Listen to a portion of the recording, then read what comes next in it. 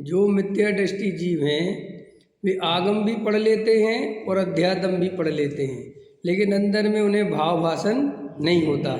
तो वो पढ़ने को तो पंडित भी बन जाते हैं, सुना भी देते, सब कुछ कर देते हैं, लेकिन अंदर में उन्हें भाव भाषण नहीं होता। इसलिए वे मूढ़ अज्ञानी जीव ही रहते हैं, चाहे वो अध्यात्म की बात करें और चाहे आगम की बात करें। क्यों? जैन दर्शन में अनुभव के बिना, भाव भाषण हुए बिना जीव के मिथ्यात्व का नाश नहीं होता। ये बात हमें गहराई से समझनी चाहिए। बहुत सारे लोगों की ऐसी मान्यता है कि हम बहुत शास्त्रों को पढ़ेंगे, बहुत पूजा पाठ भक्ति करेंगे, आचरण पालेंगे तो हमारे मिथ्यात्व का नाश हो जाएगा और हमें मुक्ति मिल जाएगी। नहीं होने वाला, क्योंकि शास्त्रों का पाठ करने मात्र से, पढ़ने मात्र से कोई जीव ज्ञानी नहीं होता। आपने कई लोग होते हैं ना, सुबह उठ के पाठ करते हैं, है ना, 3-4 तरह के पाठ कर लेते हैं, पढ़ लेते हैं, मेरी भावना पढ़ ली, भक्तांबर जी पढ़ लिया, ये पढ़ लिया, वो पढ़ लिया। वास्तव में जैन दर्शन ये कहता है कि अगर तुम बेहोशी में दिन भर भी शास्त्र पढ़ते हो तो भी कुछ होने वाला नहीं है, और होश में रहते हो और एक भी शास्त्र नहीं पढ़ते तो भी वो शास्त्रों का सार चल रहा है। होश में रहने की इतनी कीमत है। हम लोग अगर भगवान के पास 5 मिनट भी, 2 मिनट भी अगर होश पूर्वक खड़े हैं तो हमारे उनके पास खड़ा होना सार्थक है।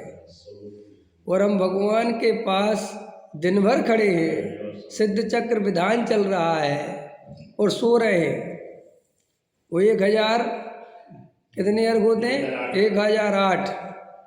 कौन सा चल रहा है भैया? अब 635 नंबर का चढ़ाओ यार। पंडित जी आज कितने कराने वाले हो? भैया 2 ही दिन बचे, आज 800 पूरे कराएंगे। अरे यार बताओ, 12 बज गए, 800 छंद कहाँ तक हो पाएंगे? समझ में आया? अगर तुम ऐसी पूजा करते हो, ऐसे विधान करते हो तो ये जैन दर्शन नहीं है। क्योंकि जैन दर्शन में बाहर में कोई टारगेट है ही नहीं। जैन दर्शन तो वीतरागी दर्शन है। अच्छा बताओ, अपन सिद्ध भगवान के 1008 की जगह 500 ही अर्घ बोल दें, 200 ही बोल दें तो सिद्ध भगवान को बुरा लगेगा? और एक भी नहीं बोले तो बुरा लगेगा? और खेस्तान के पूरा करे तो खुश होंगे? उन्हें तो कोई तो वीतरागी हैं। तुम ही रागी तो ऐसी हो, तो तुम ही ऐसी कल्पना करते हो कि नहीं नहीं पूरा होना चाहिए, होना चाहिए, तुम्हें लगता है ऐसा। सच्ची बात तो ये है कि जैन दर्शन तो ये कहता है कि संपूर्ण विधानों का सार, संपूर्ण पूजा पाठ का सार, संपूर्ण क्रिया कांड का सार ये है कि जहाँ अपना आत्म तत्व भाव भाषण होने लगे वहीं छोड़ देना। आया समझ में? क्योंकि हम पढ़ काय के लिए रहे थे? उसी जगह पे जाने के लिए। अपन स्टेशन पे एक ट्रेन का इंतज़ार कर रहे हैं और ट्रेन आधा घंटा लेट है और अपन ने अखबार खरीदा 5 रुपये का, ठीक है, और पढ़ रहे और इतने में ट्रेन आ गई। तो अखबार पूरा पढ़ना क्योंकि लिया है कि ट्रेन में बैठना? बोलो कि साहब 5 रुपये व्यर्थ नहीं जाने दूंगा, 5 रुपये का अखबार लिया है। अरे भाई साहब ट्रेन में बैठो। नहीं नहीं नहीं, ऐसा कोई करता है कि हमने तो लिया ही इसके लिए था कि आ जाए तो हम बैठ जाएं। ऐसे ही श्री गुरु कहते हैं तुम अंदर में नहीं जा पाते हो, इसलिए ये पूजा पाठ का उपक्रम है ये सब।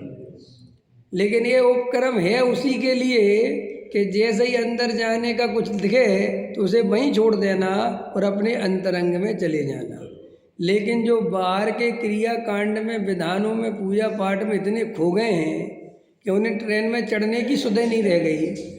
वे अखबार में ऐसे खो गए कि ट्रेन ही आके चली गई। ऐसे ही हम पूजा पाठ भक्ति को इतना बड़ा चढ़ा के प्रस्तुत करने लगे, हमने पंच कल्याणों को कितना हाई फाई बना दिया कि आदमी वीतरागता ग्रहण करे तो करे कहाँ से? नहीं समझ में आया। अभी अभय जी ले रहे थे पंच कल्याणक का, बताए थे भोगांव में गोष्ठी में कि आदर्श पंच कल्याणक क्या है। अच्छा बोल रहे थे कि हमें एक दूसरे की नकल नहीं करनी चाहिए, कि भाई हस्तिनापुर वालों ने अगर 5-10 करोड़ वाला पंच कल्याणक करा है तो हम 50 करोड़ वाला करेंगे। बहुत अच्छा ले रहे थे वो ये सब मुमुक्षुओं के रास्ते ठीक नहीं हैं। और जब बाहर से कलाकार बुलवाते हो पैसे देके, तो क्या यहाँ पर कोई अपन एक्टिंग करवा रहे हैं क्या? कोई अपन को तो भाई अपने ही बच्चों से कार्यक्रम करवाओ, चाहे वे टूटे फूटे भी हों तो भी हमें क्या लेना देना। हमें तो वैराग्य का पोषण करवाना है। और पंच कल्याणों में होड़ लग गई है कि हम और बड़ा कराएंगे, हम और बड़ा कराएंगे। तो ये सही लक्षण आत्मार्थी का, जिन शासन की प्रभावना का नहीं है।